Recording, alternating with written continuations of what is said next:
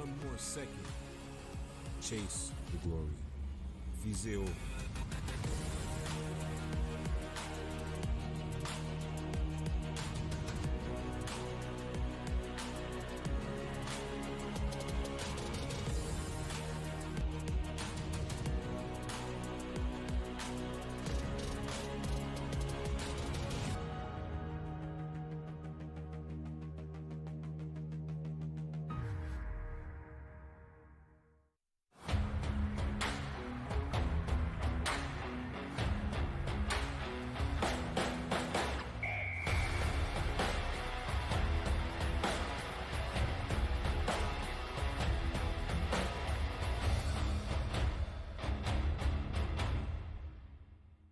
Sports on CBC, presented by Sport à Radio-Canada, une présentation du gouvernement du Canada, the Government of Canada, Nike, Fox 40, Veriburn Medical Supply, Les Bagues Baron Rings, BioSteel, Hilton Quebec, Michelob Ultra, Wilson, APAR, and by Sun Life.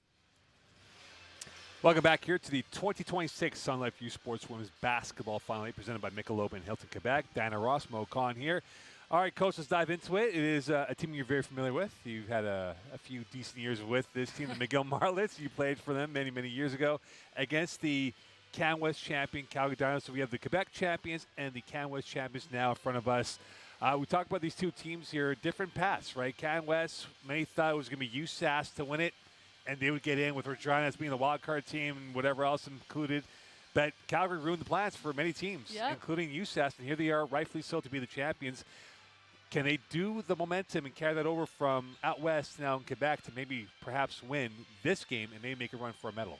Absolutely. I mean, if you are able to upset a few teams coming into this tournament, I'm hoping that you can kind of ride that confidence and keep playing the way you're playing to, come in and be successful into this first and, many games in the tournament, hopefully. Now you see the bracket right now, UNB confirmed, and now we go to the bottom part of the bracket with McGill against Calgary coming up here. And for the McGill Martlets, this is a team that you know very well. You coached them when they were 0-12. Yes. 4 years ago, just after COVID, the return from the C19 play. And now here they are, fast forward, led by Ricky Bowles, now the Nationals as the Quebec champions. And it's been a long time since they've been to the Nationals. It's been a very long time.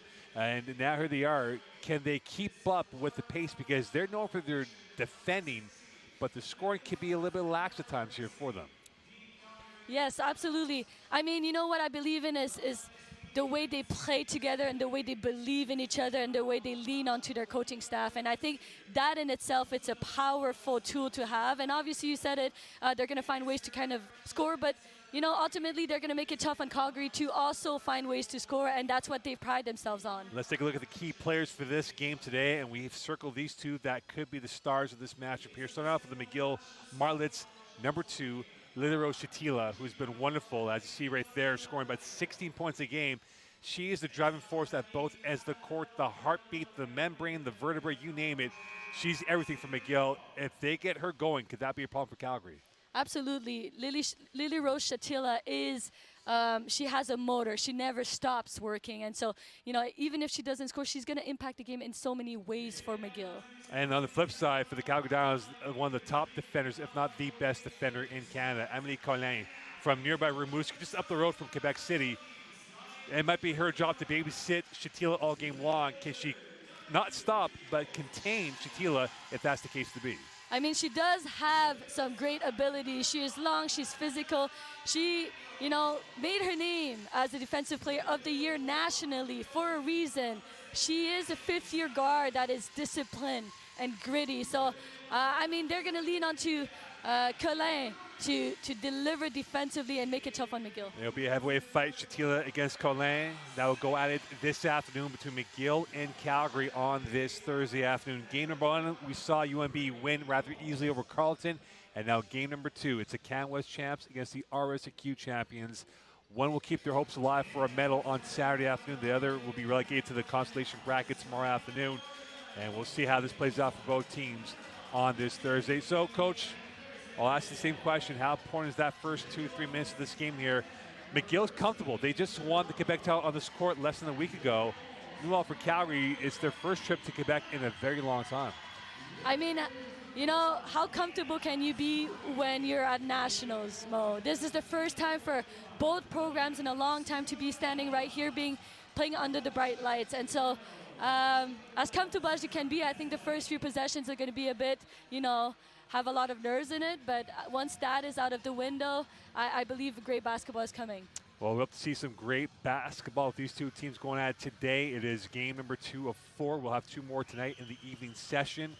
And again, for these two teams going at it, you talk about the history with McGill and Calgary and what they've gone through this season. I mean, look, if you're McGill, just 5 days ago, you won the Quebec title on this court, so they're very familiar with them. But overall, their win-loss record against Calgary, they're 5-7 against the Dinos. And they've had some rendezvous before. We'll see what they can do now against this team now going up against them as we speak again. So I beg your pardon, they're 2-4 against Calgary, not 5-7. McGill win their away reds with white numeral trim. Calgary in the home whites with white and gold numeral trim to start off this game here. It is Calgary, it is McGill. 40 minutes from confirming the second semifinalists between these two teams on this Thursday afternoon. And a little last second conversation as Emilia Diaz-Reeves will take the tip off for the Martlets. And taking it for them is Courtney Oss, 4th-year player from Sherwood, Alberta, scoring 10 points a game. She could be the X factor for the Dinos as Oss's ability rebounding and being a point to force as well on the offensive end. Of course, she has the ability. She is lengthy, she's athletic, she's able to impact the game once again off the ball and creating opportunities and play make for the Calgary Dinos. A bit of a Quebec representation also. Christine Giraldo from Montreal, Quebec on this Dino roster team. Played for Trevor Williams at Dawson College a couple years ago. I also had the And the first basket going through for Story, Pollyanna Story from Edinburgh, Scotland. Laying down the hammer, and they're off and running. Sorry about that. I was going to say that I had the opportunity to coach Giraldo when she was on the Quebec team a couple years ago. More than a couple years ago, really, Mo. Well, you make yourself sound old there, Coach. And right now, they're off to a flyer. They're down, scoring by 62 points a game. Meanwhile, 62 points a game for McGill, 71 points for Calgary. We'll see what they can do now in this early going here for the Martlets. A bit of a disjointed start for them. They're down 3 and a turnover by Bengo, and we go the other way. Right, these are the nerves we're talking about. Is that nerves because of the inexperience of not playing this type of ball at the highest level for McGill? It's just the unfamiliarity of it. And we'll see now if they get familiar with this game here. Back out it comes. Giraldo from the 45. And a rebound for Scotland right back into Diaz-Reeves. And here is Shatila, the top hitter for the Martlets this season. Right. As expected, we knew the matchup is going to be Lily Rose Shatila and Amélie Collin. 2 turnovers already from McGill. And on this season, they hit about 18. They've had 8 games with 20 or more turnovers this year. So far, not the start that Ricky Bowles envisioned on this Thursday afternoon.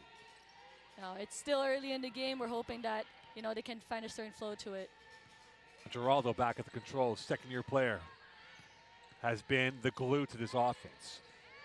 Courtney Oss, superstar. Giraldo against Bengo. They've had some battles in the stage-up ranks, and that time the Vanny Cheetah won that against the Dawson Blue. Scotland, the Ottawa native, in her last year, back out to Bengo, who was wonderful against Laval on this court on Saturday afternoon. Shatila from the 45. A missed 3 and a reload for Scotland and the Martlets again. And here is Scotland, and that is a travel, and that is turnover number 3 for the Martlets. That is such a skill, and I know people don't really see it, but Amélie Collin being able to pull the chair on E.J. Scotland, it is a skill. That's a magical trick in some worlds out there. The dark arts of basketball sometimes could be a big moment here. So far, disjointed effort for McGill, and here is the 3. And then miss from Moss, who shoots about 38% from long range. And this Calgary team, we talk about three-point shooting this year, Coach, 30% top 10 in Canada, and they make about 6 threes per game on average. That is impressive. Shatila back with it. Stumbling and fumbling momentarily here. McGill down by 3 early days in this first quarter of action from St. Foy. 4th turnover by McGill. And here comes the Dinos. And that will be a foul, and that will be free throws coming up here for the team from Can West. Yeah, Amélie Collin is making her presence felt earlier on, right? Either in the last 3 possession in transition. You talk about the defensive play of the year. 13 times, scored 10-plus points, had 22 against Brandon this season. Had 15 against Saskatchewan in the win on the road, the one that changed the hierarchy of the U Sports playoff ecosystem. And you think about it, though, for Calgary in the group of death with USask and Regina to come out of it unscathed, and here they are in St. Paul looking to win a natty. Yeah, but that says a lot about the character, right? No question about that. And this remains McGill ball, 16 left on the shot clock. And you feel like if McGill gets that first basket, it'll kind of calm the nerves down here? Absolutely, absolutely. It just takes one in. Shatila back with it on the inbound, on the end line. Here's Diaz-Reeves from Hamilton, Ontario, watched by Oss. The two Dreadnoughts going one-on-one. Bengo. And that was a little too ambitious for Bengo, and back over to Calgary, still up by 5 with 7:40 left in his first quarter play. Yeah, it seems like a very physical play so far. Let's see how it goes on. And back it comes in to lower block. The hook. The rebound for Oss. A new 14, a reload from the 45. Too strong of a miss from Story, and another chance back into the hands of Bengo. Right. Calgary is known to force turnovers off of their opponents, and again. Right on cue, and here comes Shatila back with it. 3-on-3, Shatila. And that is a one and done for McGill. Still 5-0 lead for the Dinos over the Martlets. Right, again, we talked about the way they force the turnovers. They are top 7 in the country, allowing their offensive opponents to score. So at 55.4 points per game. Missed by Story, another rebound for Calgary, and now it is back at the hands of Shatila off of the foot of Oss, and it goes back over towards the Martlets. And now you see Rathwell coming in for Bengo, and a double sub coming in for Calgary. In the game now for the first time is Emma Yarwood from Surrey, BC, coming in, along with number 8 in Gaich from Calgary, Alberta, the local native for the Dinos. So early days now, Coach, and what has to change now for McGill to get themselves just kind of centered? Taking care of the ball. I think they already have 3 turnovers so far in the game. They've got to make sure that, they're, again, talking about turnovers. And this is a jump ball. It remains McGill ball. 6:35 left on the game clock, 6 left on the shot clock. And for Ricky Bowles, this is probably what she did not dream of not scoring a basket yet as we near the 6-minute mark left in this first quarter play, that is. I apologize. I said 3 turnovers, but they're really at 6 turnovers so far. Diaz-Reeves denied. It remains McGill ball. 2 left in the shot clock. And the length of Calgary could be really problematic for any opponent. You can see the length, the telescopic arms of Calgary. They're taking away the passing lanes and shooting lanes for McGill. Yeah, and they're able to switch at all positions too, which really makes it tough to create advantages. And a rebound back over to Story. Dow's back on. Skumadabov looking for the options to work with. Well read by Shatila. One player to back. Shatila is fouled and will go to the free throw line, coming up with 2 chances here to break the goose egg for McGill. Yeah, that might be the game plan, getting Amélie Collin out of off the court. If you get the top defender off the court, it really helps maybe the equation change for McGill. And now in the game for the first time today is Raya Hafez, the U of T transfer. Absolutely. She was one of ours last year. She was a leading scorer last year and decided to go back home nearby her parents. And now it is Shatila. And she hits the first one, 5-1 lead for Calgary. McGill has yet to hit a field goal. They're 1 of 2 from the free throw line. Calgary came off on the stormer with Story hitting the first one. Skumadova, lovely pass. Finish not there for Yarwood, and this goes out of bounds, and back to McGill it goes with 6:03 left in this first quarter play. Yeah, McGill's lucky with that miss from Calgary because that's a wide open player underneath the basket right there, and so that rotation has to be much better.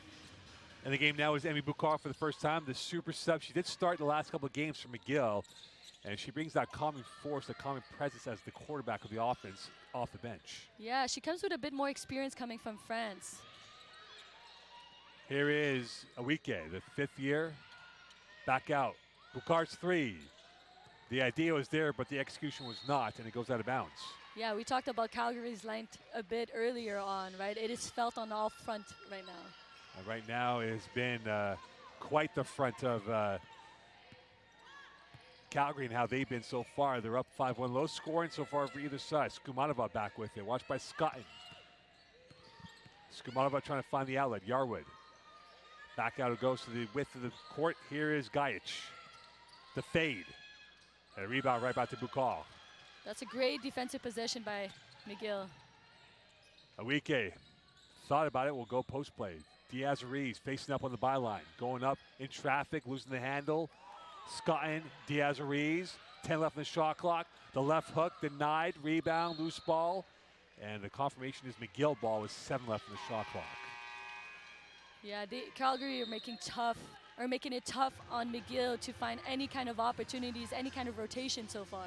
So Erica Simeone coming in for McGill. No subs for Calgary, but right now it feels like momentum's in favor of the team in white and red. Yes, absolutely. But again, since the beginning with a quick, three-point play and then quick basket, it's still 5-1 right now.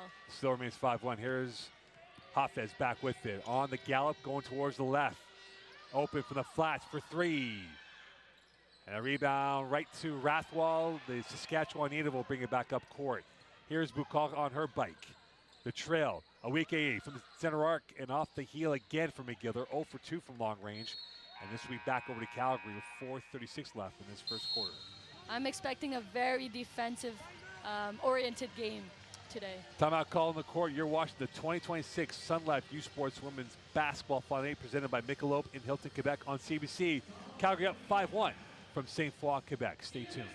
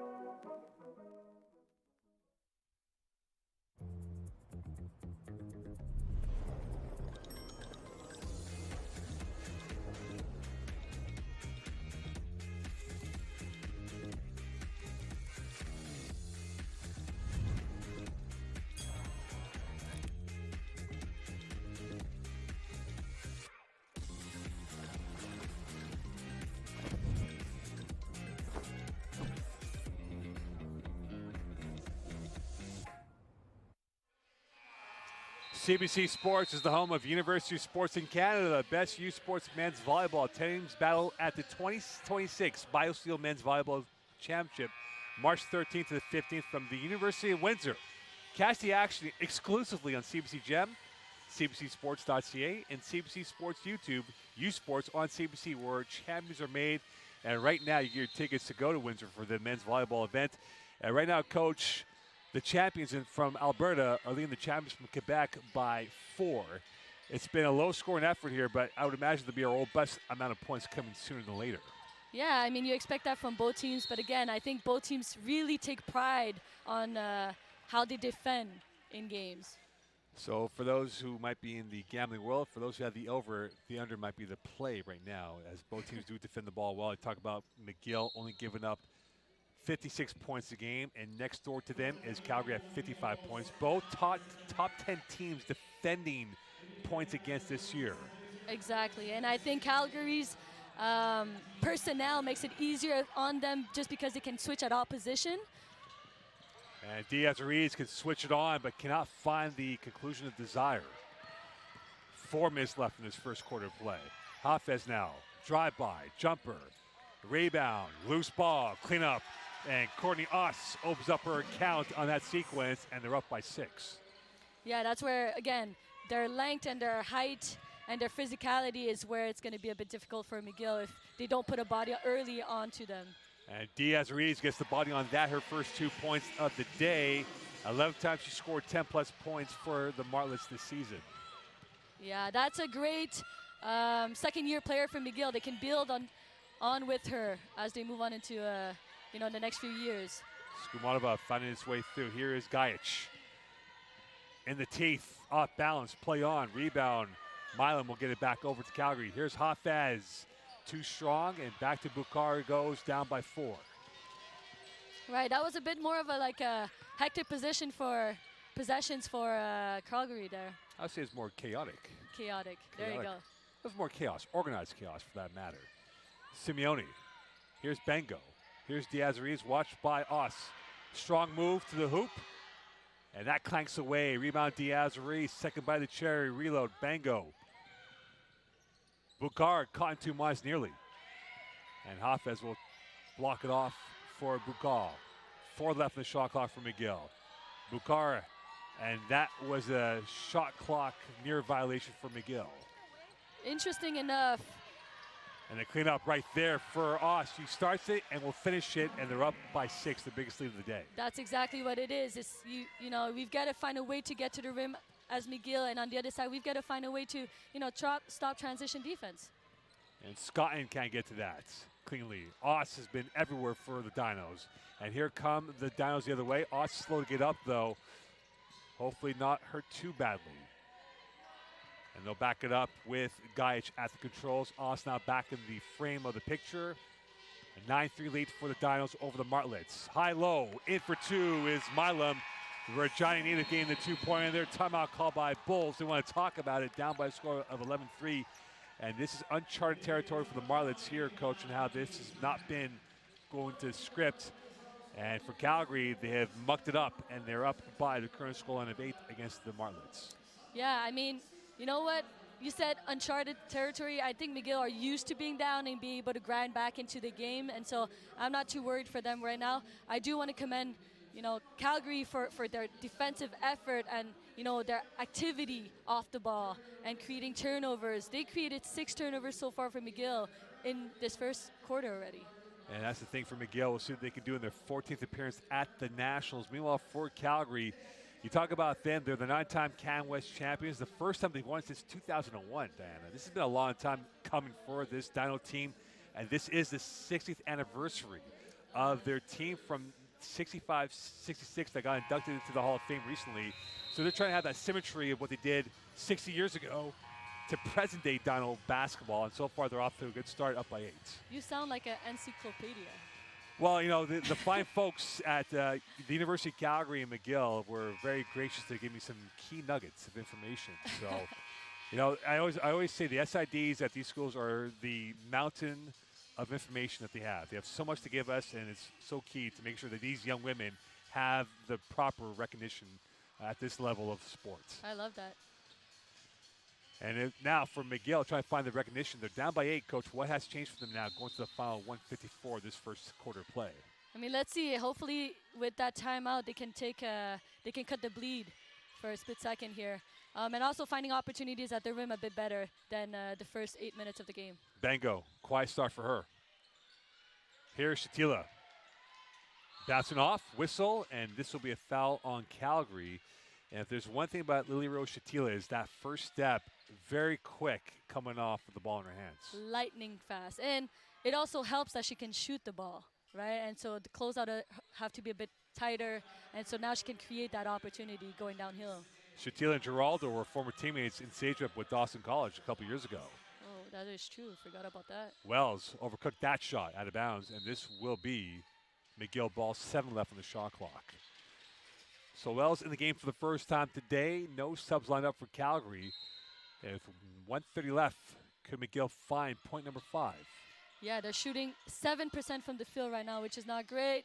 And Diaz will increase that number, and now they're down by 6. Geraldo back at the controls. She had 21 against Lethbridge, and that is a miscue fire from her, and this goes out of bounds and back to McGill. And can they now convert on this free possession on the miss from Calgary? You know what it is? They're trying to get Geraldo to shoot the 3-point, instead of shooting the jumper, which we all know she's the mid-range specialist for Calgary. She's like Charles Oakley back in the day for the New York Knicks. 17 feet, that was his forte. Here's Bengo. This is her forte, and she gets the 2-pointer right there. They're down by 4. A good run from McGill in the last couple minutes of play. Right, a great timeout taken by Ricky Bowles to kind of cut the bleed once again and get her team settled. Geraldo negotiating. Open 3 from the 45. And rebound for Bengo, and this Calgary team shooting about 30% from three-point range this season. Shatila, here's Bengo. Jab step from the center arc. And rebound to Diaz-Ruiz, another offensive rebound, the fade, and a 6-0 run from McGill. They're down by 2. Right, that's, again, offensive rebounding, showing up so that we can touch some basketballs, and then from there you create opportunities for yourself. Last roll of the dice for the Dinos, up by 2. Wobbly at the knees, perhaps. Giraldo swinging that pass out. Wide open 3. And the rebound poked away. Simeone in the race. 4 seconds left in this quarter of play. At the death. And that is that at the end of the first quarter of play. 11-9 lead for Calgary over McGill. McGill on a 6-0 run. Plenty of jeopardy left in this game here. Stay tuned from St. Foy, Quebec. You're watching the 2026 Sun Life U Sports Women's Basketball Final 8, presented by McGill and Hilton, Quebec on CBC from St. Foy, Quebec. Délaney, territoire du Nord-Ouest. Le berceau du hockey. On y trouve une communauté riche en histoire et en tradition que Quaker voulait surprendre avec une toute nouvelle cantine déjeuner Quaker dans son aréna. En plus d'offrir notre avoine canadienne à grains entiers, la cantine est maintenant l'endroit pour se rassembler, manger et célébrer. Nous sommes fiers d'alimenter la passion du hockey dans son village d'origine, parce que peu importe d'où tu viens, t'es capable. Thirsty? With 5 essential electrolytes and 0 sugar, BioSteel is the game changer you've been looking for. All of the good stuff with no extras and no gimmicks, just clean, healthy hydration. Trusted by pro athletes since 2009. Steel sharpens steel. It's not just about the victory. It's about the moments leading up to it. BioSteel, the fuel behind every victory.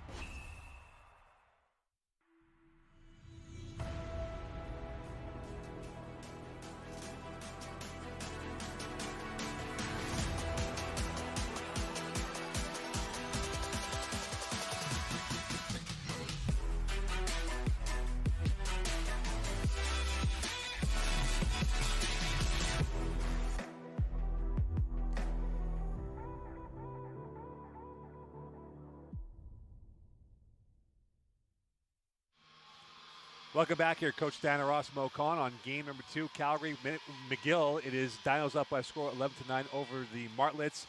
Let's take a look at the Wilson stats right now, Coach. And so far, it's almost identical twins of the shot-making numbers, three-point misses, the whole 9. And you see it right there. They're pretty much identical except for free throws and rebounding. Yeah, I mean, that's what we expect from these two teams that are top 10 in the country, you know, in defending. And so they hold their opponents to lower percentages, to a lower score. And so, you know, coming into this game, that's what we expect from two teams that are defensive mindset. Skumanova and the rebound for Rathwell. And a chance for McGill to tie or take the lead for the first time today. Shatila. Rathwell looking patiently now with it. This McGill team only scoring again 61 points per game this year, which is number 31 in Canada. Shatila again from the elbow. And finds the shooter's touch. Back to parity we go. And it shows that she's played here before. Well, she is a Quebec City born native, so it is her backyard practically in St. Foy. And she played here last week. Oh yeah, a few days ago. A few days ago, yeah. A few days ago. So she's familiar with his surroundings. But right now for Calgary, trying to get back on stable feet. Story missing that one. And here's Diaz-Ruiz. Shatila back on the go. McGill starting to find its confidence in sync. Simeone. And Scotton was caught in two minds. A turnover by McGill. And remember, early first quarter, he had, 4 or 5 turnovers in the first 4 minutes of play. They calmed it down, 6 to be exact. Early turnover now. What does McGill have to do to kind of calm down the nerves when it comes to those numbers not favoring their liking? I think to not hesitate, because these are all mistakes that they hesitate with it. E.J. Scotton had a wide open shot. She refused it, stepped on a sideline. But those are shots that you got to let go and you know, find rebounding, if anything, off of it. Colin back in the game for the Dinos, the Rimouski natives. About a 2.5-hour drive from Quebec City east. And that is Rathwell from Regina. Breakaway, one player to beat. Rathwell, McGill in the lead, up by 2. Yeah, that's a fifth-year player, role player for McGill that has never stopped working for them, and it shows right here the effort that she has. And with it now, Calgary has not scored a basket in open play in nearly 5 minutes of action, and this will be a turnover by the Dinos. And this is a Dino team that is rather clean in possession, only suffering 17 turnovers per game. But you see on the replay, Rathwell having that lane in that breakaway for the go-ahead basket. Yeah, and so far, Dinos with 4 turnovers, McGill with 7. Early on had 6, so since then only have 1 turnovers. And so, it seems like momentum might be switching here. Simeone denied. Second block of the day for the Dinos off the hands of Yarwood. And a chance to tie or take the lead. And that ball is sent back towards the Rocky Mountains, and this goes back over to the Martlets. So that's back-to-back turnovers for the Dinos, and they now have the yips that McGill had early first quarter in this second period of play. Yeah, and still both teams have not made a single 3 yet. Someone's got to break that donut soon. Rathwell. Awike. Here is Shatila, watched by Giraldo. Simeone on the turn to Rathwell from the center arc. That rims in and in. And McGill getting the basket to go through. A 2-pointer up by 4. Timeout called. It's now a 14-0 run for the Martlets. And they have been flying, Coach, since that timeout by Ricky Bowles. And for the Dinos, what has to change for them now to get back in this game down by 4? I mean, one, taking care of the ball. They had, far too many turnovers at the beginning of the second quarter to even get into a flow offensively. They have 5 already now in this game overall. Exactly. And right now, you look at these numbers as we speak, 16 total rebounds for McGill, 4 on the offensive rebounds. Top point getter, Shatila with 3. Meanwhile, it is Oss with 4, but she's had a quiet 4 points. She started off the game strong. Is it now going to be on Courtney Oss to be the difference maker for the Dinos to change the complexion and the architecture of this matchup for them to get back? I mean, Oss she's defended by a great defender too, a second-year Diaz Ruiz, right? And so, it's not all easy right now. McGill are making it very tough for Calgary to find any opening at the rim right now. 11 years ago, Dinah Ross was playing for the McGill Martlets on this very court. And now here you are coaching for U of T and now being an analyst here. And for this game for McGill and for Calgary, again, it's a swing game because many people at the beginning of the year didn't think these two teams would be in St. Foy at the Nationals. Absolutely. People thought McGill would improve and be better in the conference, but many thought it would be Laval, obviously being the automatic host, and Bishops. And for Calgary, they were the 3rd best team in the Canada West Prairie Division. And here they are, but again, for them, it's about just being relaxed out there and just being calm in your sets and what they do moving forward here. Absolutely. I mean, they've been in a situation where they've been down, and again, it's so early in the game right now for both teams. But reality is, everything has to come in play right now in March. And so it doesn't matter your ranking throughout the season, it matters right now and who's peaking at the right moment. And McGill, Calgary have been doing that so far. And right now, McGill has had the edge. They're in the pole position up by 4. Dinah Ross Mocon on this Thursday afternoon, game 2 of 4. UNB punched their ticket to semifinal 1 on Saturday. Posting up. Here comes Carlin, and here is Story. And that is another turnover by the Dinos. 6 turnovers so far for them. Bukal, kick out. Scott from the 45. And a missed 3, and yet no one's hit a 3 in this game yet. Those are shots that you want for McGill. Wide open 3s from E.J. Scotton. You want that. Scott is one of those who will be all-time leaders in some of the key numbers, which we'll get to during this broadcast, as a McGill Martlet. Oss back at the center arc. Post play, twist and turn. Story too much on that. Bango. And with it is Bukal looking for options to work with, and she was caught in 2 minds, and a turnover by the Martlets. And again, I think the Martlets have been making a lot of turnovers coming from being passive, right? And that's the one thing they have to be less of, and that is turnover number 9 for the Martlets in this first half alone. Oss. Here is Story. Inside the arc. Smooth. And that is a sigh of relief for the Dinos to find breakthrough after not scoring any field goals in the run and play in quite a while. Right, that's just a tough shot. Well defended, just better offense. Scotton, Simeone. Here's Bukal. On the switch and turn. Post play is Simeone. Watch closely by Story. 6 left in the shot clock for McGill. On the sidecar pass to Scotton. And this will be a whistle. And a foul called on the Dinos. And a bit of a pantomime body expression from the Dinos towards the officiating. That is Colin's second foul, if I'm not mistaken. And she took a hard spill on the ground, too, on the whiplash. And again, if that's the Martlets' game plan, then it's working. So we saw in game number 1, Urban was on the bench with a vacation state of unhappiness because of the foul issues that she had with 3. For Colin, do you think she comes back in this first half, or do they wait till the second half to have her back in? I mean, it depends on the philosophy, right? How they feel confident. She's a 5th-year guard, so I believe that you can because she has that maturity. Right now, they're trying to find that effervescence that's been lacking so far in this game. They're chasing and hunting the Martlets down by 3 with 5:35 left in this first half. Dana Ross, Mo Khan. Game number 2, Hafez. The turn, repelled away by Simeone. First block for McGill, and they don't block many shots, less than 1 a game this year for the Martlets. Bengo. Here's Simeone. Using the shoulder, and she got devoured on the block by Oss, but a foul call instead. And you're right, Coach. Right now, we've only had 29 points total between the two teams, and there's 5:13 left in this first half play.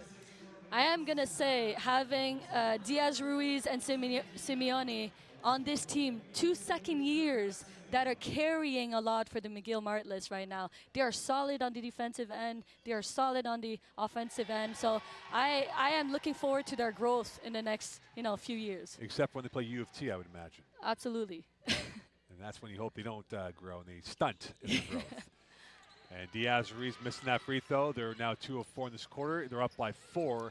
And Calgary and Red Ink down by a score 17-13. On the turn, here is Skumatova. Story from the flats. Rebound, Diaz-Ruiz, and so far McGill's done a wonderful job boxing out the Dinos. And Calgary hit about 40 rebounds per game. Open 3 for Scotton. Splash! Again, on both ends, you want Story to take 3. She shoot 30% from, the 3-point line. And same thing for EJ Scott. And we talked about it earlier. She was a bit passive. Now she knocked down a wide open 3. McGill defending well, and not that time. And Calgary getting that basket through. McGill on his 17-4 run after be down 11-3. I like the discipline from McGill going downhill. They keep their hands up, making sure that they're not called for any fouls there. Shatila, right on cue, will be called for free throws coming up. And for McGill, they'll bring in Rathwell, and for the Dinos, they'll bring in fresh legs as Milam will come back in for Calgary, and going off will be Story. And you talk about the foul issues for either side in this game. Again, for Hafez, that's her first personal foul. Oss has 1 personal foul, but she had 7 rebounds and 4 points in this game. And Shatila hitting the first free throw. And it comes out to free throws here, Coach. Talk about McGill and what they've done this year from the line. They are top 10 in Canada at 71% per game.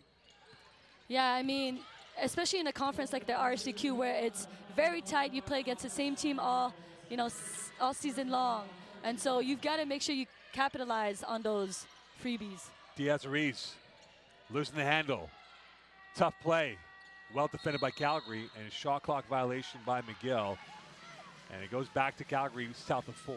It is a physical play. It's a physical game, Mo. By the display from both teams, I see the physicality for sure. There's no doubt about that. And Calgary trying to pick up the physicality of points. And the move is not cool coming in from Gajic, and a rebound for Scotton. Right, that's a well-defended. You want an early shot so you can get back onto offense. Backdoor off the ankle, recovered. Rathwell from the 45. She's 0 for 2. Rebound back to Gajic. Calgary is on the go, down by 6, 3:30 left in this first half of play. Oss from the center arc.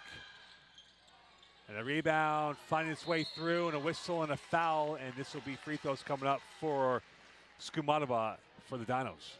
If I don't know any better, I feel like McGill is conceding us at the three-point line, and they're allowing her to take it just because she hasn't taken that many this year, although she does have a good percentage at the three-point line. Well, just under 40% a game this year for the Dinos. And here's Skumatova, who's at 76% from the line this season from Grimsby, Ontario, hitting her first free throw. And it's been a patient build-up for the Dinos in this game. They were up 11-3. They're now chasing it down by a score of 5. And Skumatova is 2 of 2 and down by 4.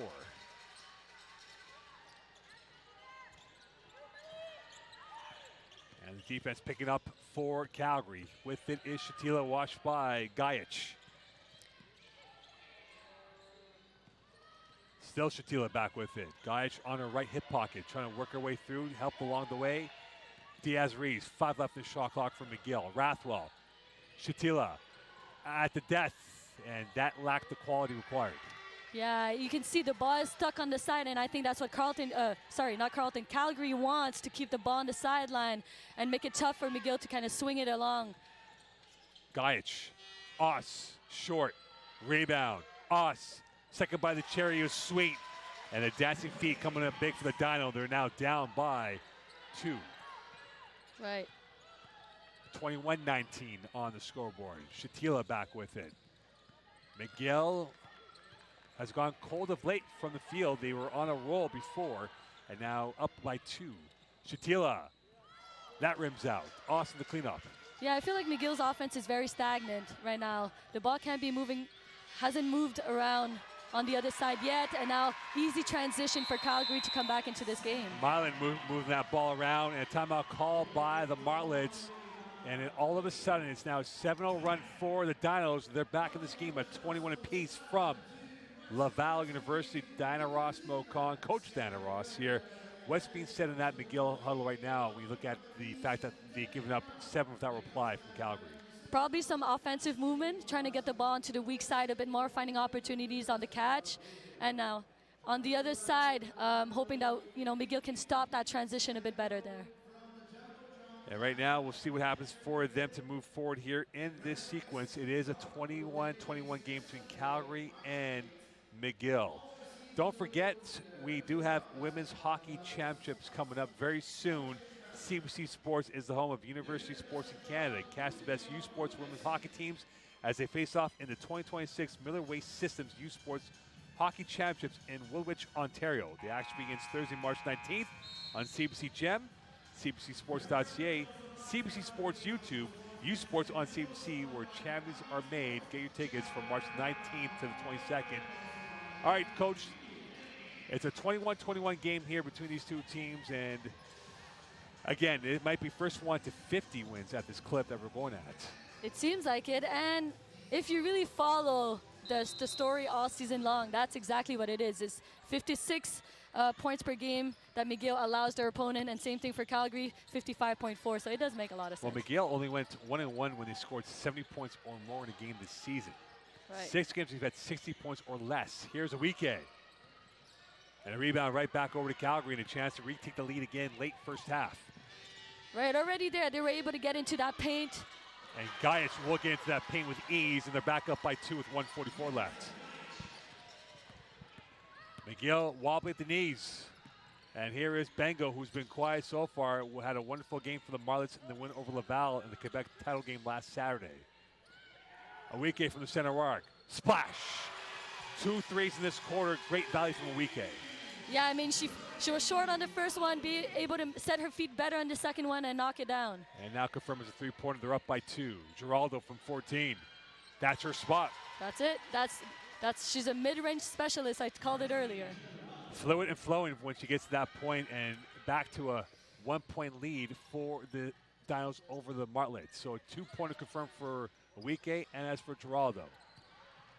Oss cutting off the lane for Awike. Here's Bukal. Here's Bengo on the switch from Milam. Bengo kicking it out to Scotland from the flats. Nylon and McGill. 2 long-range shots, and now they're up by 2.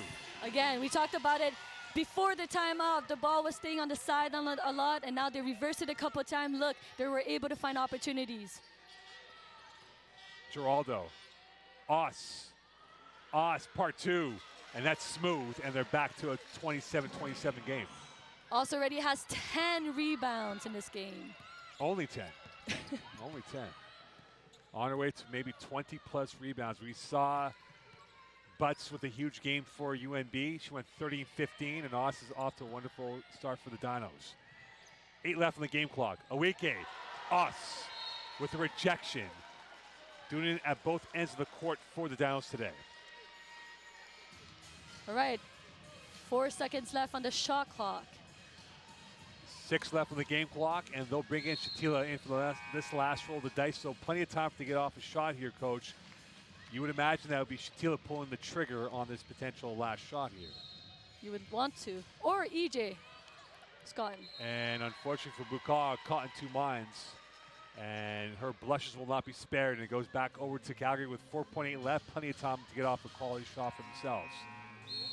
And Bengal will come in for defensive purposes, and Bukar go off. And Geraldo might be the quarterback on this last sequence for the Dinos. Unless you have defensive specialists on her, which is the case right now. It is Bengal on her. Milam. Gajic at the death. And the lead in the back pocket of the Dinos. And at the end of 20, it's Calgary 29, McGill 27. Coach, it's been a swing game. It was Calgary at first, McGill second, and Calgary back in the pole position going to halftime here. Yeah, I mean, again, Calgary hasn't knocked down a shot yet. McGill has knocked down a few, which got them back into this game. But most importantly, McGill moved the ball from one side to the other to create opportunities, whereas Calgary were able to get back into transition and second chances opportunities. Halftime here, Calgary up by 2, 29-27. The Can West champs over the Quebec champions from Laval, Quebec. Stay tuned. You're watching the 2026 Sun Life U Sports Women's Basketball Final 8 presented by Michelob in Hilton, Quebec on CBC from St. Foy, Quebec.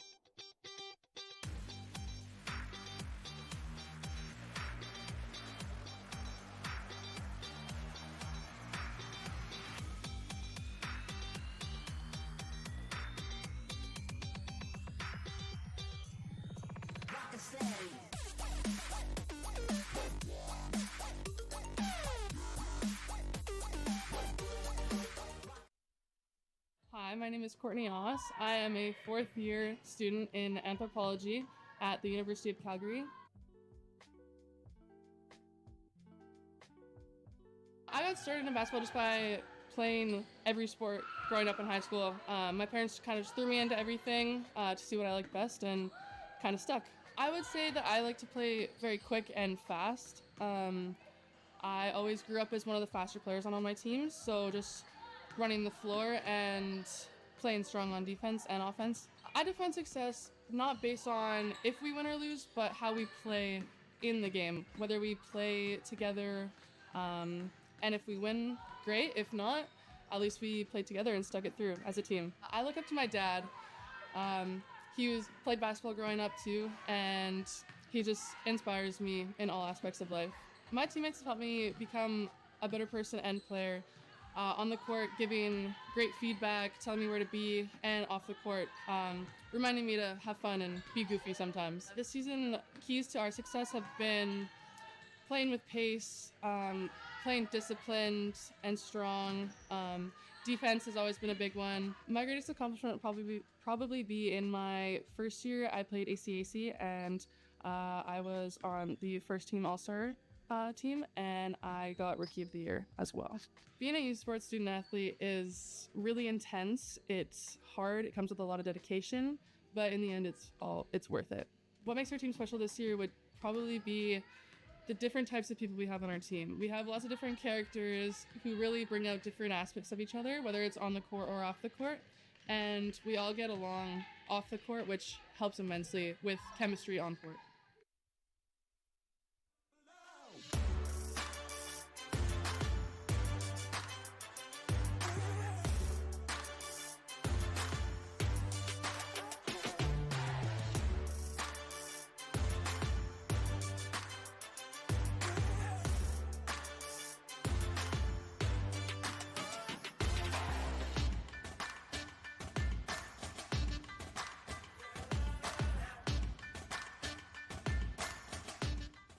It's not just about the victory.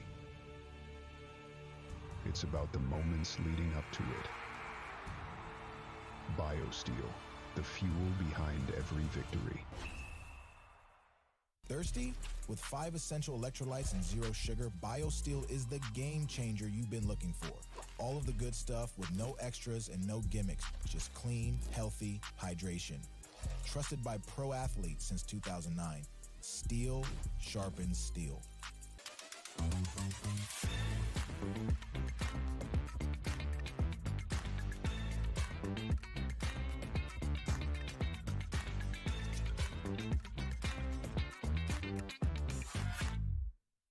Feel every hit, point, and celebration as if you're standing right on the sideline. Our passionate team unlocks a world of possibilities with digital broadcasting made simple, bringing heart-pounding action directly to millions of fans. Proudly Canadian, ISI Live, be there. Hi, my name is EJ Scotton. I'm a 6th-year student doing my master's in education, and I'm a guard for McGill women's basketball. I got started in basketball. I grew up in a basketball family. My older siblings played, my dad played, so it was really just the natural path following with my siblings. Yeah, I would describe my style as play. I'm a long, versatile guard. I like to be a calm presence for my teammates and try and create for them and shoot my shot when it's there. Personally, describe success beyond the wins and losses through just the relationships I've built with my coaches, with my teammates, and the friendships that I know go beyond basketball. I look up to my older sister. She also played basketball at TMU and won an OUA championship and a national championship. And just beyond basketball, she's my best friend and my biggest supporter. My teammates have helped me become a better player in person in so many ways, just learning to show up for them every day, even when it's hard, and just the trust that I've built with them and my relationships have gone so far throughout my career. The keys to our team's success this season have really been locking in defensively and sticking to our game plan and just trusting each other, trusting the plan, trusting our coaches, and I think our intensity has been our overall success this year. My greatest accomplishment in basketball is definitely last weekend, winning the RC championship, and over the years throughout my career, just bringing it back to a championship where it's been in the past, that's definitely been my biggest accomplishment. Being a youth sports student athlete is such a unique experience. It's really special to share this experience with your teammates, and managing both school and athletics, but also having your teammates for support whenever you need is just a really cool experience. I mean, I think basketball in Canada has been on the rise for so many years. The basketball doing so well, and now a WNBA team in Toronto. It's really looking up, and I think beyond just what's happening in the college in the States, everyone is recognizing youth sports and like the work that we put in here, so it's really exciting. Where exceptional student athletes are born, where records are broken, where great plays are made, where school colors ignite passion, where champions prevail, where tradition is celebrated, Ontario University Athletics.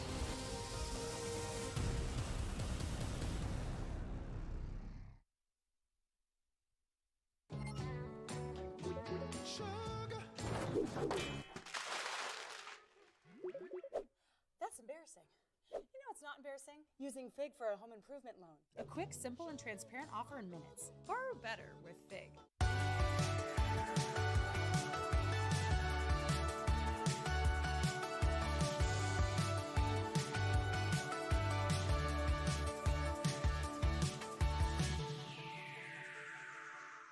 Hey, U Sports fans, check out shop.usports.ca for this week's promotional item from the Nike Team collection. Visitez le shop.usport.ca pour en profiter de la promotion de la semaine de la collection Nike Team.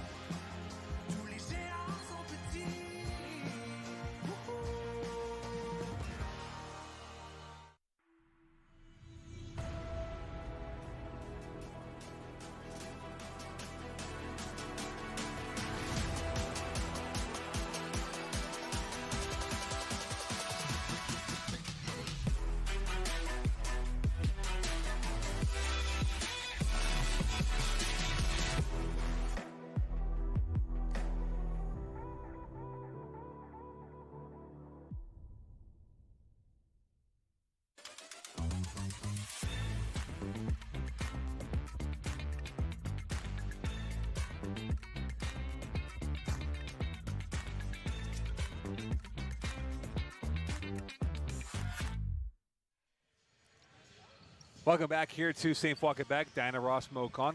Coach Diana Ross. I always forget. I always think he was a player when I was calling your games. Show how old you and I both are. But, all right, Coach, let's look at it now. It's nip and tuck right now. 2-point lead for the Dinos. They scored at the death of the first half to go up by a score of 29-27. Let's take a look at the Wilson stats. And it's almost identical up until the three-point shooting numbers where McGill did pick it up in the second quarter play. What's got to change for either side to come away with a bigger lead going towards quarter number 4? I think on both sides trying to find an offensive flow.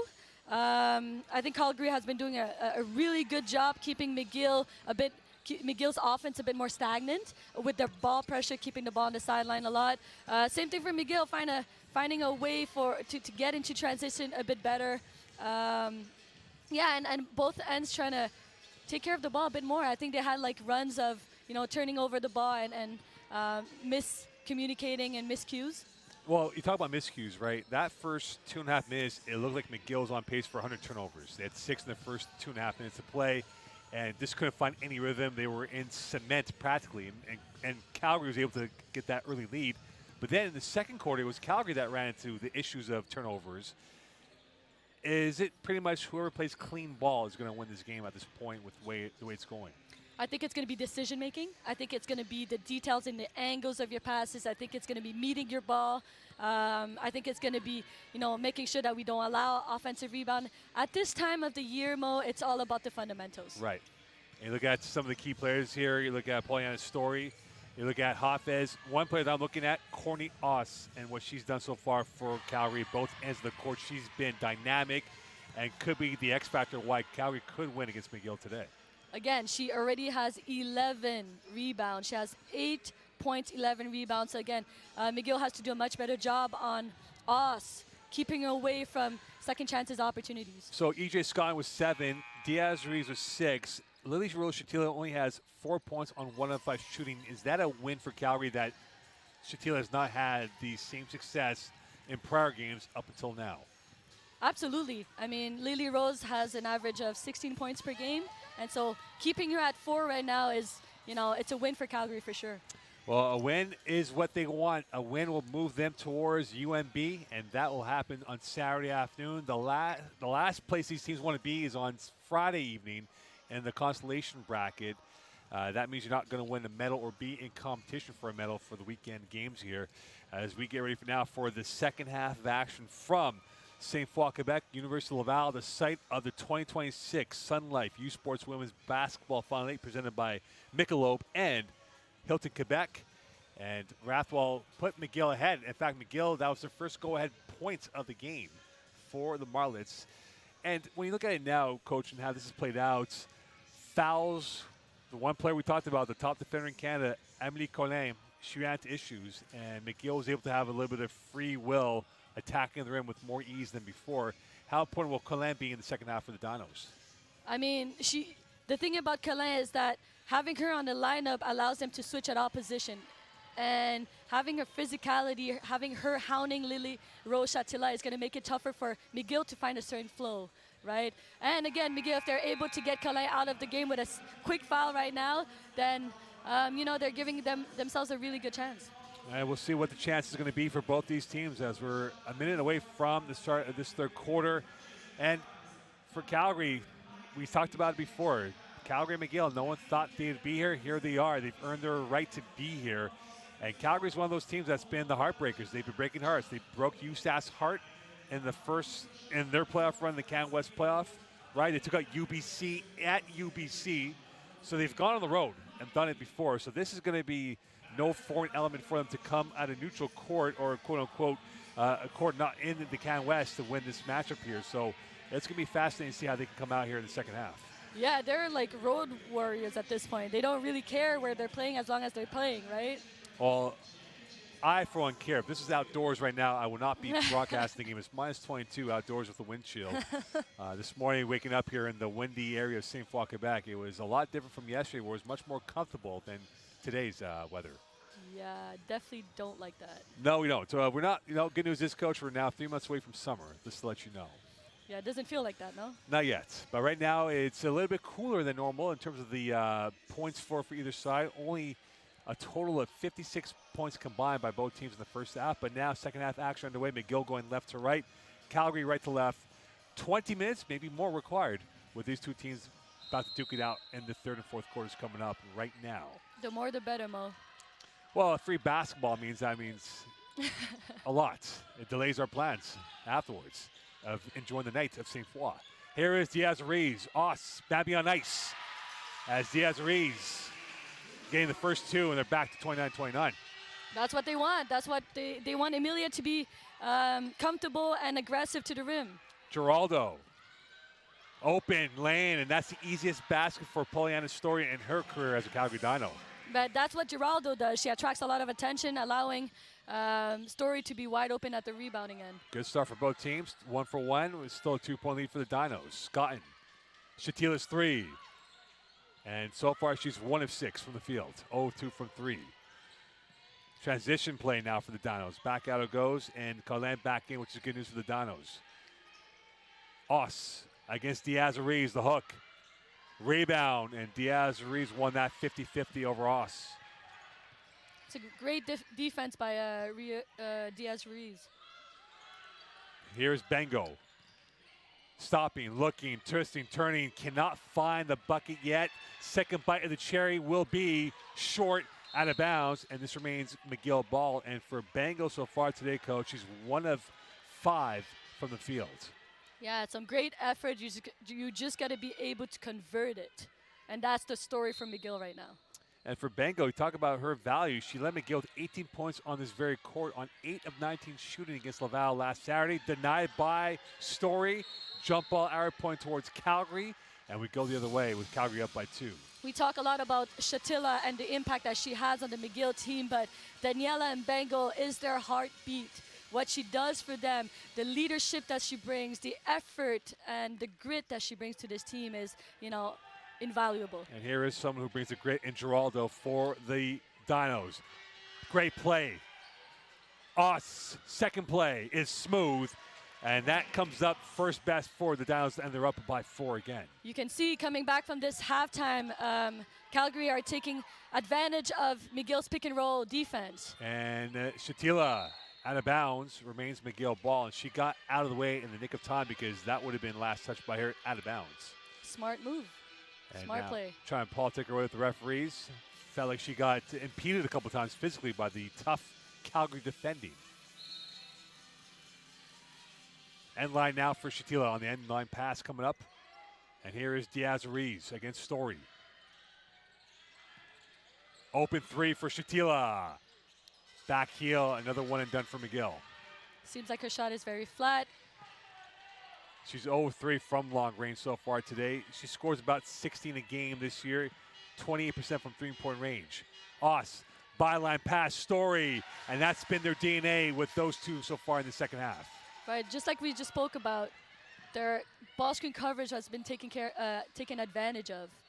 Diaz-Ruiz, and 1. And that stops the bleeding for the moment, down by 4 as Emilia Diaz-Ruiz starting to really pick up the verve. She brings that steal from the city of Hamilton, known for its steel produce, and that is going to be a chance here for Emilia Diaz-Ruiz at the line. Taking a deep breath, Diaz-Ruiz under 80% this year from the free throw line, and now it's a 3-point lead for the Dinos. Calgary, McGill, it's been a good tilt with these two teams.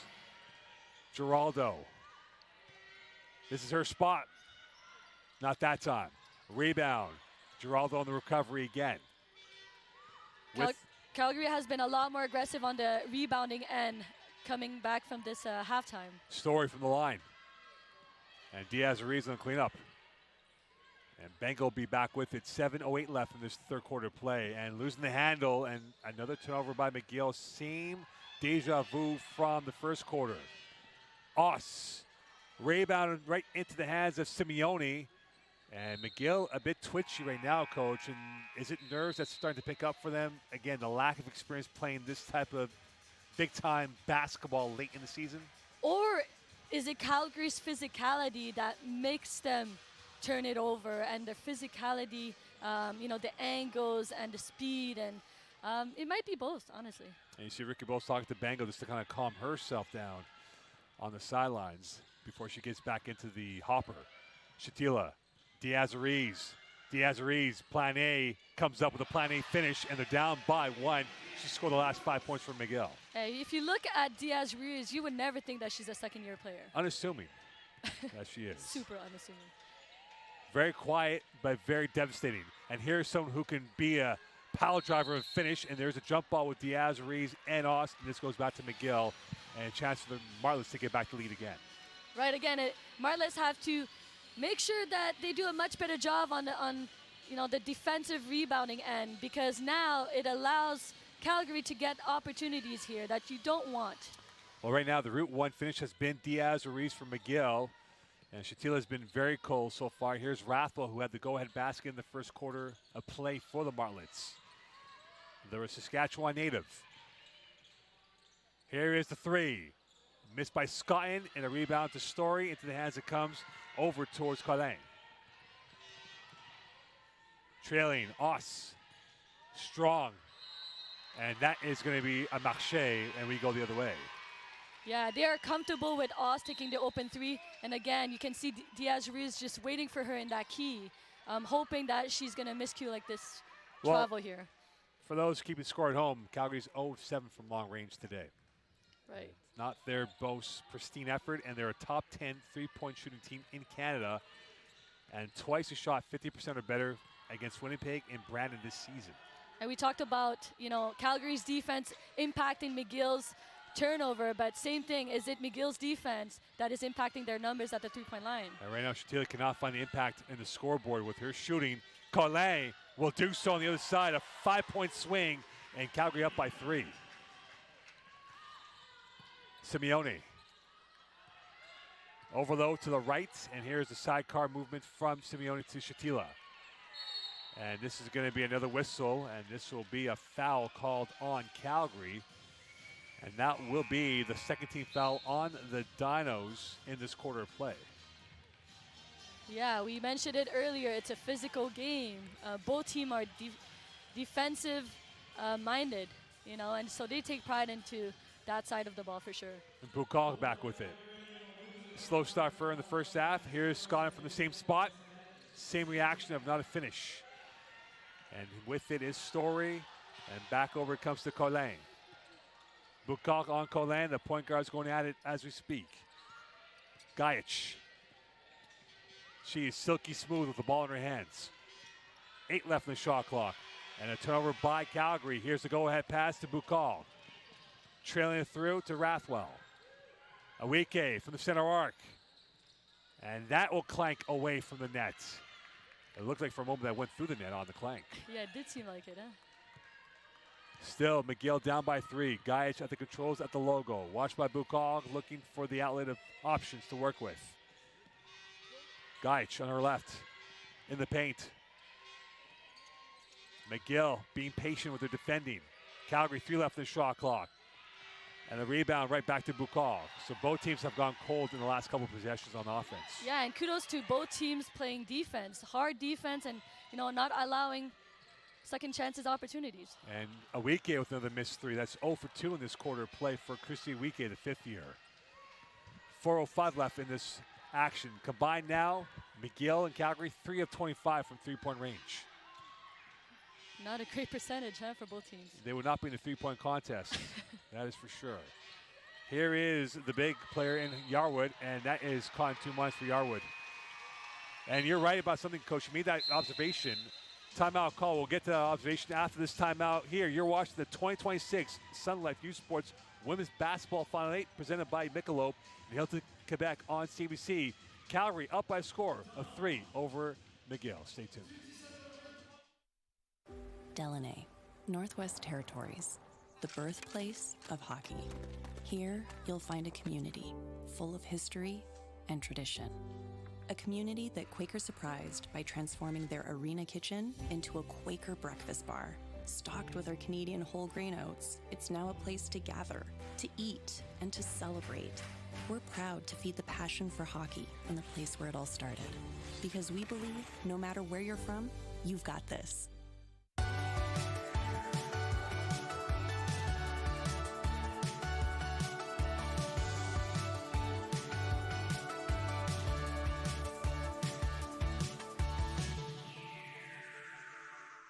Hey, U Sports fans, check out shop.usports.ca for this week's promotional item from the Nike Team Collection. Visitez le shop.usport.ca pour en profiter de la promotion de la semaine de la collection Nike Team.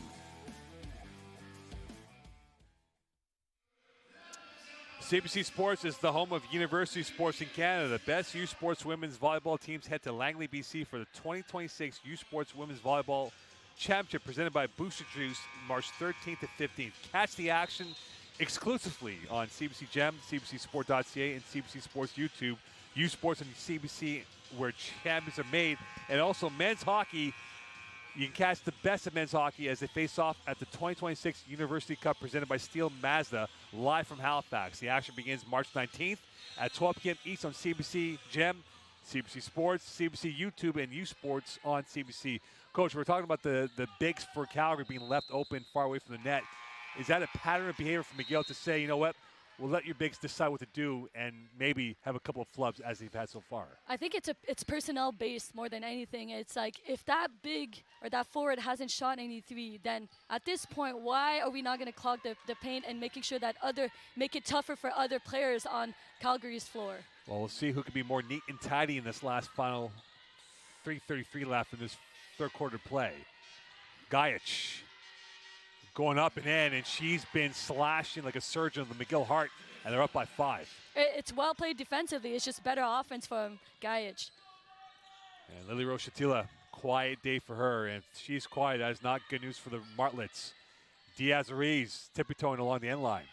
Here's Wells. Awike. Post play, Diaz-Ruiz, 5 left in the shot clock for McGill. Wells, and that was devoured, but she will go to the free throw line. And Laura Wells had a career high of 12 against UQAM during the regular season and getting her first free throws of the game. Just a good cut from Laura Wells here, while all the defense is looking at Diaz-Ruiz. And right now, for Laura Wells, missing her first free throw. This year, shooting 60%, I beg your pardon, shooting a total of 65% from the line this year for the Martlets. And McGill 0 for 2 from the line.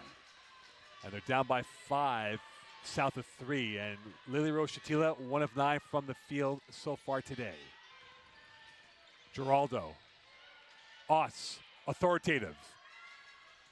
And a rebound right back to Awike through her hands. And this will roll towards Giraldo instead.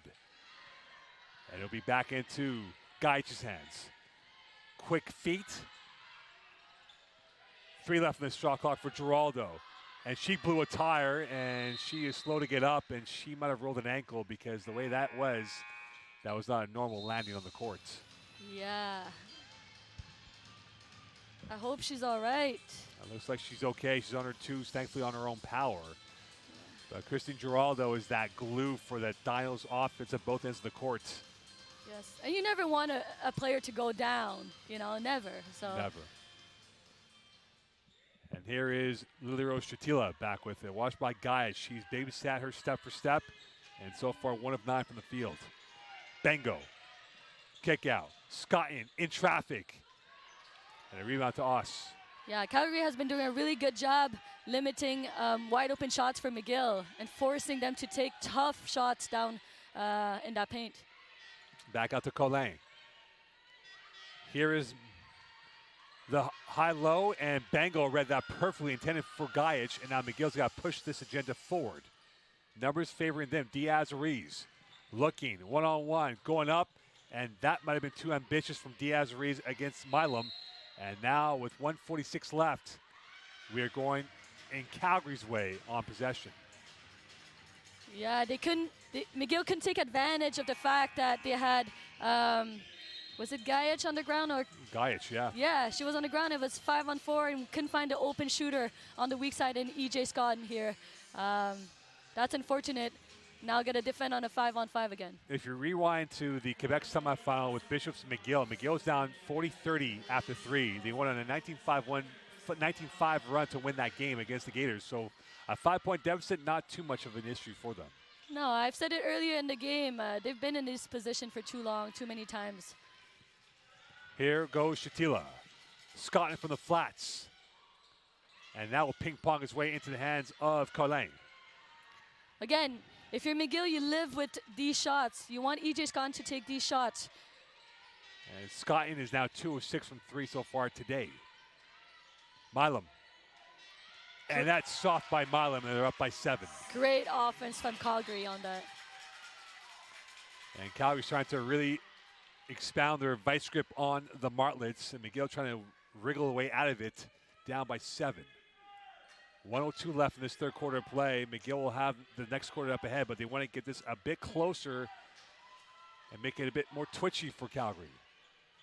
Yeah, show a bit more resistance. And with it is Scotton. Watch closely again. Simeone quiet so far. Shatila trying to get going in this third quarter, late stages. Bango. Simeone on the turn. And maybe that should have been a shot instead of a pass. Milam's on the go, and that ball sent towards Sherwood Park, Alberta. See, on this end here, McGill makes a passive mistakes, right? On the other end, Calgary makes a more of an aggressive one where they're trying to push transition. So there's really two style of play, at least at this moment. Contrasting styles, not so much. 38 seconds left in this third quarter play. McGill has been cold from the field of late. Bango. Simeone. Simeone in a wall off. Shatila's got 8 left in the shot clock. Well defended by Calgary, and they have been stifling on defense so far today, Coach. Yeah, again, Calgary doing a really good job at lowering their numbers or their percentages in the paint. And not doing a great job from the three-point line. Shatila, Diaz-Ruiz, and that will clank in, and McGill's down by 5. And at the end of 3, it is Calgary 41. McGill 36. We're through 30 with 10 minutes left to go in this game. Plenty of jeopardy to go. You're watching the 2026 Sun Life U Sports Women's Basketball Final 8, presented by Michelob and Hilton, Quebec on CBC. Stay tuned from St. Foy, Quebec.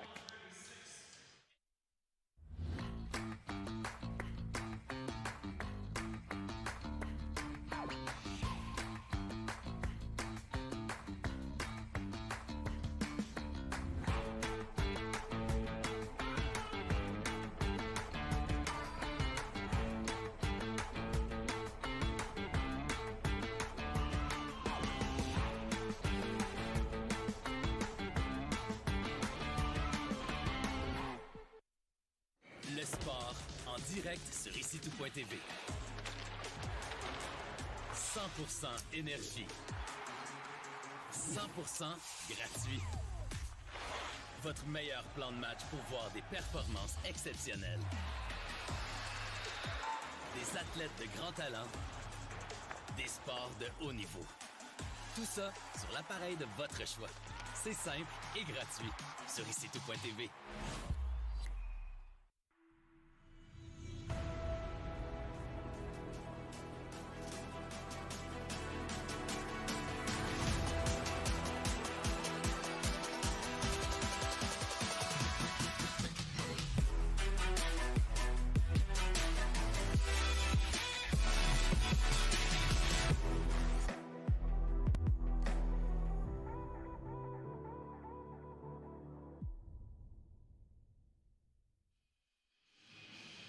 Welcome back here. Let's take a look at the Wilson stats between McGill and Calgary. Calgary up by 5 going to quarter number 4 with 10 to go. And the numbers have now improved properly for Calgary at 34% field goal shooting numbers here.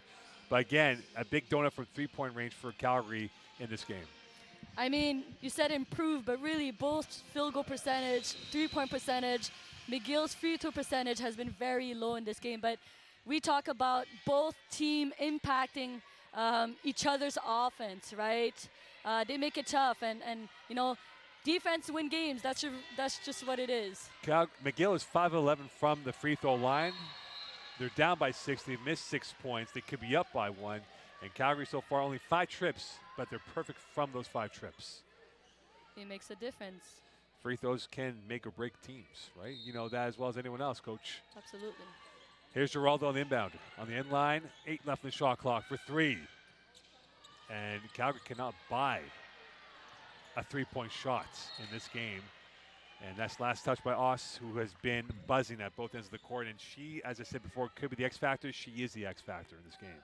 Yeah, and her stat shows for it. She has 10 points, 15 rebounds on this here. All over the place on the floor. And again, this is a Calgary team, not the best rebounding team in Canada. Only 40 rebounds a game, which is the bottom third of Canada. Bengo back with it. Diaz-Ariz, watched closely by Mila from 18. That's not her shot. And with it now is Gajic, and she is starting to be much more effervescent than before on her bike. Trailing through is Colin. And that was caught in 2 minds. Here is Scotton finding Simeone in the open space. And Simeone will smartly give it back to Bengo. Scotton for 3. And she's 2 of 7 from long range. Yeah, they've been ice cold in the second half in terms of making threes here. McGill's 3 of 21. Calgary 0 of 9. Lovely interplay. Oss cannot find the finish of desire, and this will be a jump ball, McGill ball with 8:37 left. So quite the contrast to the first game where we had a lot of points scored. In this game, a total of 77 combined. Yeah. UNB scored 80 points in their first game here from Laval. Yeah. Yeah. Kudos to both defense once again. It could be first one to 55 instead of 60 that wins. Diaz-Ariz. Oss has been the thorn on the McGill backside in this game. Shatila quiet so far, 1 of 9. 3 left in the shot clock. Very static for McGill. Bengo, and you see why. Calgary, top 7 in defending, and you see why. Yeah, I mean, Calgary's ball pressure impacts McGill's flow a lot. They aren't able to move the ball as well as they would like to. Well, this game is on a tightrope, but so far it feels like Calgary has momentum at the present moment. Geraldo. Story. Gajic. Good ball movement by the Dinos. The turn by Story. The rebound will find its way to Diaz-Ariz. And Emilia Diaz-Ariz will get out of the entanglement of the Calgary players. Shatila, switch of play. Scotton looking now to work her way through. Kick out from the 45. Rathwell on the reload. Driving in, and she is fouled. They went from nothing to something because, again, a lot of static movement by McGill, and they'll get free throws instead. And, again, free throw shooting has been the bane for McGill this afternoon. Well, I think this possession was created by Diaz-Ariz grabbing the rebound and really pushing transition instead of looking for her point guard there. She created that pass to Shatila and, you know, then to EJ and then to Rathwell. And Rathwell missing the free throw, and McGill is now 5 of 12 from the line today, Coach, and that's 7 missed freebies, and they're down by 5. Yeah, you got to take advantage of those.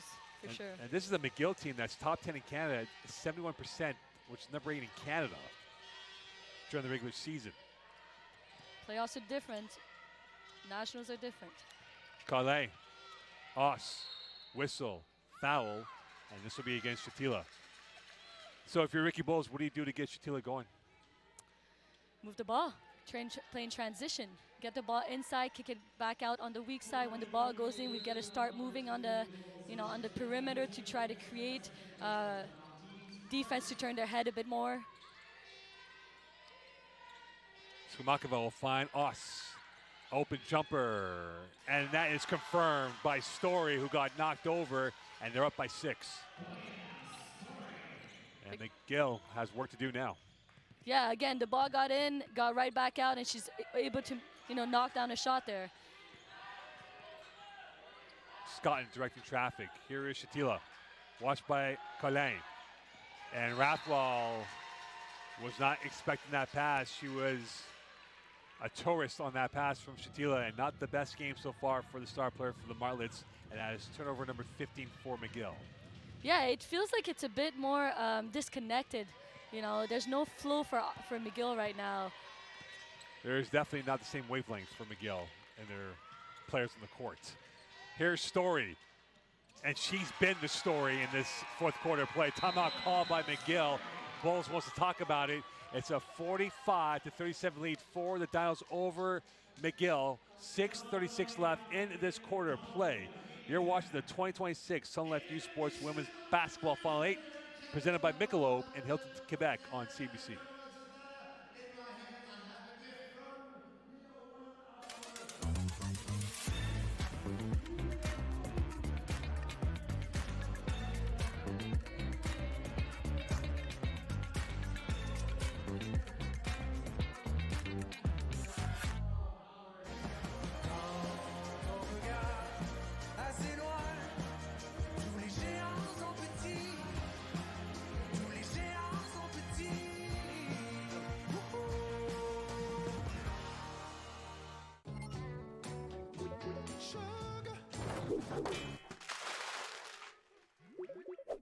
That's embarrassing.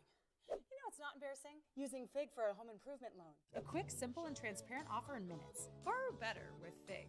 Hey, U Sports fans, check out shop.usports.ca for this week's promotional item from the Nike Team collection. Visitez le shop.usport.ca pour en profiter de la promotion de la semaine de la collection Nike Team.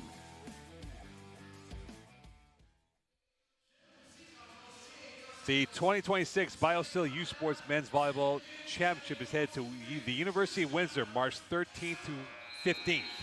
Tourney packages and single game tickets are on sale now. Click on the QR code at the bottom of your screen or visit usportstickets.ca to guarantee your seat today. Chase the glory. And also for the Women's Volleyball Championship presented by Booster Juice, it's going to the campus of Trinity Western University in Langley, BC, March 13th to 15th. Tourney packages and single game tickets are on sale now. Again, click on the QR code on the bottom of your screen and visit usports.ca to order your tickets today. Chase the glory. And right now, McGill is chasing this game down by 8 with 6:31 left in this fourth quarter of action, trying to ease their fears of trying to find points, which they've not done so at all. It's been hard to come by for the team in red and white. Shatila, and it's been very hard for her, and she is now 1 of 10 from the field. Yeah, I think they took her out early with the physicality. She can't find her floor right now, and again, those shots are very, very flat for her. 0 of 5 from 3, 1 of 11 confirmed. Us and 1. The creator of chaos at both ends of the court will go to the line. Calgary up by 10 with 6:09 left in this fourth quarter. Yeah, they've been taking advantage of this ball screen action the entire second half since they came back from the halftime, coming off of the pick and roll, playing that triangle action. And Oss at the line to add a three-point sequence. She does not do so. Rebounded by Simeone. Remains 10, but now it's go time for McGill. Can they get the flicks and tricks on going for this McGill team? They lacked the concentration and sophistication on offense, and they have to come up with points, or otherwise they will be playing in the consolation bracket against Carleton tomorrow. Rathwell. Here's Scotton for 3. Off the heel, out of bounds, and this will be Calgary ball. And the Dinos know they're in complete control of the narrative going towards the final 5:40. Again, forcing them to take a shot at the end of the shot clock. Low percentage. That's what Calgary does. And there it is from the center arc. And that's 0 for who knows what now for Calgary from long range. I think it's 0 for 10 from long range for them as we speak. Exactly. Scotton back with it. McGill's got 4 behind the protractor. Here's Simeone in the low block. Trying to get around, well defended again by Skumatova. Drive by Rathwall, and she's fouled by Austin. Will go to the line, and the good news for McGill is that they're getting to the free throw line, but the bad news is that they missed 7 free throws in this game. Yeah, and we talk about Calgary 0 for 10 from the three-point line, but McGill is only 3 for 23, which is, only 13% from the three-point line. Not the most endearing number to have, especially with midterms coming around for these young students. And Rathwell hitting the first free throw, and that will put them at 7-14, so back to 50% shooting. And they'll need a few of those, down by 9. Down by 8. And here's Gajic back with it. We're approaching 5 minutes left in this fourth quarter of play. And Shatila with the stolen ball. Can they punish them on this miscue? Rathwell confirms that, and McGill down by 6. That's a good momentum boost right there for McGill. Gajic. Skumatova. High-low, open. This has been their play, and they have punished McGill not once, not twice, but 3 times in that movement. Yeah, that's where the second half has been played. They've been taking advantage of that action the entire second half. And here is someone that has not been able to take advantage of the game in Shatila. Rathwell has picked it up. She's got 4 points in this second half. Simeone looking for an outlet, and that is taken away. A cul-de-sac Simeone endured. 4:13 left. McGill clinging on as they're down by 8. Could they come up with a stop here? And Colin was knocked over by Shatila. And this will be on Shatila, and this, I believe, will be team foul number 3 on the Martlets. Yeah, or exactly. 4, I believe, pardon, it'll be 4 on the Martlets. Yeah. Skumatova, the inbounder, and back with it is Gajic. Well, she fancies this shot now for the Dinos. Oss has been the chief destroyer, and you see why. There's nothing to stop her. She has Calgary up by 10. Yeah, she's been absolutely dominating this game. 14 points, 16 rebounds. Sorry, 16 points, 16 rebounds. Those are, great numbers. If it's Calgary and UNB tomorrow, that Butts Oss match will be fun to watch. Yeah. Gajic on the rebound, and McGill one and done on that one. 3:30 left. They're down by 10. They're now down to dire straits, more or less. They can ill afford to have any miscues. Calgary in the teeth. Here's Skumatova. Right time, right place, and that give the dagger in the hearts of McGill as they put them up by a score of 13. Timeout called by McGill, and McGill is on a wobble of the jaw being knocked over by Calgary. I mean, that's such a veteran move from Amélie Collin to drive baseline and find her shooter wide open on the weak side. Instead of going for a 2, she's going for a 3. Someone that has her feet set and a great percentage at the three-point line. Now you see from the Wilson stats right now, it's been one of those moments here, and all they needed was 1 3-point shot, and they got that through for the Dinos, and that might be the passport to victory, Coach, and how this played out for them, with them up by 13 going late stages of this fourth quarter play. Yeah, McGill has to find a way to kind of turn them over a bit better, trying to find opportunities at the rim with better percentages. Got to find something in the next 3 minutes. Up next will be the evening session of games. We'll have UBC, USask. That will be an all-Can West battle. And we'll wrap it up with Laval against TMU. And right now, it is looking like we'll have one for sure guaranteed Can West team in Calgary going in, and we'll have the second one confirmed with the winner of Calgary, of Sask and BC going at it later on today. So in all likelihood, we're having 2 teams from the Can West in the Final Four on Saturday afternoon. Yeah, I mean, they have 3 teams from Canada West. They'll be guaranteed one for sure. UBC, USask will go at it today, so the winner will move forward. And Calgary, if they hold on to this lead, will be the second Can West team in the Final Four. Exactly. And for McGill, they're on to their last rolls of the dice. This would be the ultimate great escape for the Martlets to get back in this game down by 13. Diaz-Ariz facing up against Story. Story and the length of Calgary, far too much, but Bengal getting that basket in to put it down to 11. Yeah, now that's what it is. It's getting second chance opportunities, trying to trap the ball, make mistakes off of passes, finding a way to get the ball back, really. Beg your pardon, that is Colin back with it. And she's going to be called for the marché, and this will be back to McGill with 2:30 left. But again, McGill has to convert for points now and not come up empty. Yeah, now they changed their ball screen coverage here with a switch right now, created a travel from Colin. And now hopefully, McGill can make something out of this possession. Not that time. And here's Colin, the top defender, with a top finish. And that's why she's the National Defensive Player. No, sorry, she is the Canada West Defensive Player of the Year. And back out it comes. Diaz-Ruiz. McGill on fumes, practically down by 13. Scotton. And that might be that with 2:05 left in this ball game. Guys back in control. And we are looking what could very well be a UNB Calgary semifinal matchup tomorrow on Saturday afternoon, that is. Again, McGill working to get possession, getting the ball back on offense. And, the last two Calgary possessions ended up being 2 turnovers. So they are really trying hard. But the question is, can McGill get the basket through? Because we talked about the big hitter. And Lily Rose Chatila, 1 of 11 from the field for only 4 points, 0 of 5 from three-point range. She hits half those points in the free throws missed. McGill's probably a tie or in the lead. Yeah, she also has the best defender on her. Right. Probably the best defender at this tournament is Chatila. That's not the shot that she wanted, and that's not the shot that Diaz-Ruiz wanted. And here's Colin, the top defender, on the cleanup. 1:40 left in this ball game. Yeah, it's a lot. It's very chippy, very physical in this game.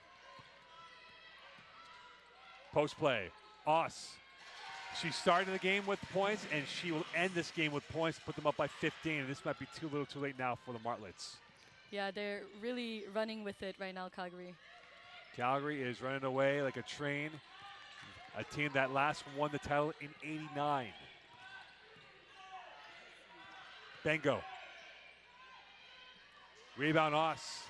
And that is perfect poetry for Calgary, is Oss having the effort at both ends of the court with rebounding and shooting today. Yeah, it's the physicality is making them take shots over longer defenders, lowering their percentage on the floor. And McGill ball, 57 seconds left in this game. And for Ricky Bowles, 4 years ago, they were 0-12. For the likes of Scotton, Rathwell, and Uike, their dreams of a national title probably coming to an end now with them down by 15. Listen, if you know anything about the McGill story, they're happy to be here. Obviously, they want to continue, their journey, but it is so much more than just the wins and the losses. No, and they might be the favorites to win Quebec next year because they only lose those 3, albeit 3 fifth-year veterans, but they return the core group in place. And they might be back here at the Nationals at Halifax. Yeah, not here. 2027. Not here. Not here. We'll go further East Coast. Yeah. Halifax will be home to the 2-for-1, the men's and women's draw. Yeah. And for Bengo hitting that free throw, she will be back next year. And McGill could be the team that will be the favorites to win the RSQ next season. A valiant effort for the Martlets, but right now for the Dinos, they continue with this role. They are a team of destiny. They have taken out USask, took out UBC in the finals of the Can West last weekend, and they'll take out the Quebec champion at Laval, and they'll keep their hopes alive for a championship tomorrow on Saturday, that is, against UNB. They're still working for it. The fight is still there. Calgary took care of business right now, but they're fighting, and I think that's what McGill pride themselves on. And McGill will be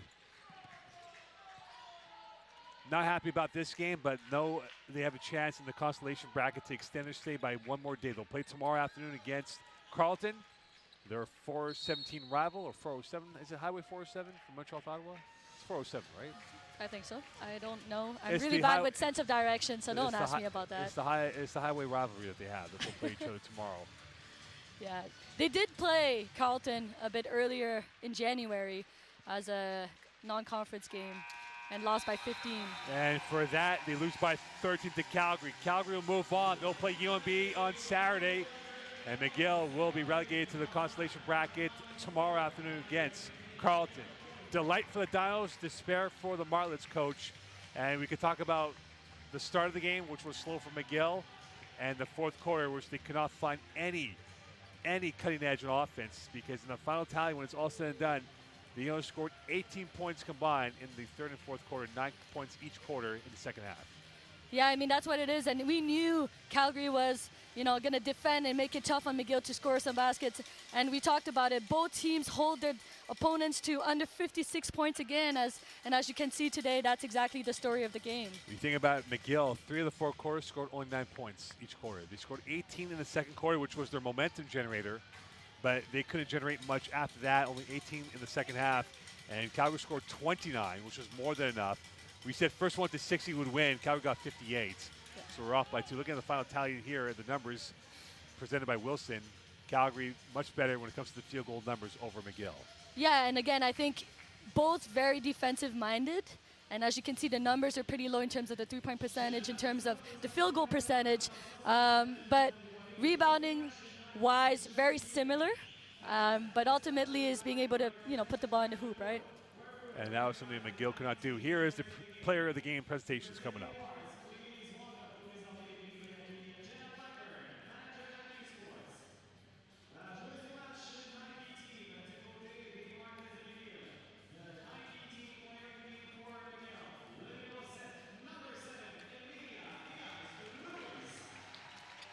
So Diaz-Ruiz with the player of the game for McGill. Her final tally today for the Martlets, 15 points, 14 rebounds, 7 of 17 shooting. Well deserved, for sure. And to think that she's only a second-year player. That's crazy. And Courtney Haas, not so bad herself, 18 points, 17 rebounds on 9 of 21 shooting, but she was the tour de force for Calgary today at both ends of the court, from jump ball to the final whistle. Oh, she was suffocating, McGill's offense. She was able to switch up, block some shots. She really was able to deflect some passes. And so kudos to her and congratulations to the Calgary Dinos. So the Quebec champions bow out. They'll play in the consolation bracket, and the Can West champions will keep their hopes alive for a medal. They'll play the semifinal on Saturday afternoon with a chance to go to the gold medal game, as you see, Sunday afternoon, 5 p.m. here on CBC Sports. Well, that'll do it for the afternoon session. We'll be back later on today for the evening session. 6 p.m. tip. We have an all-Can West battle, UBC against USask. We'll have that here from the 2026 Sun Life U Sports Women's Basketball Final 8, presented by Michelob and Hilton, Quebec on the CBC. We'll speak to you soon. Bye for now.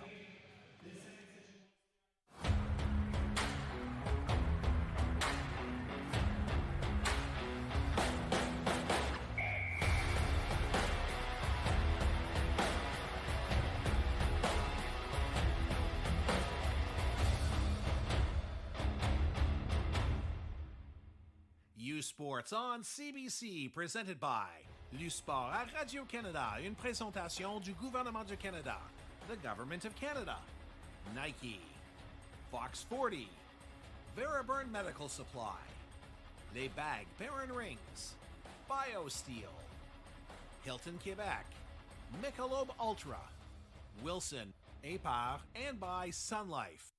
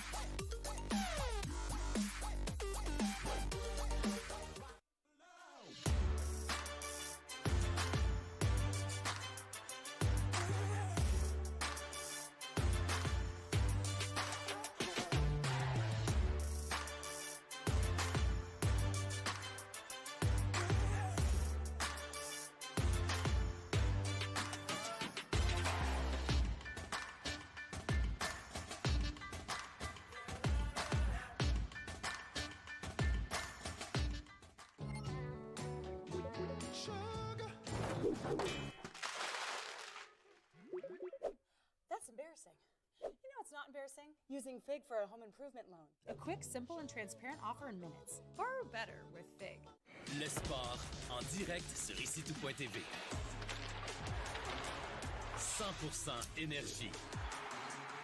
100% gratuit.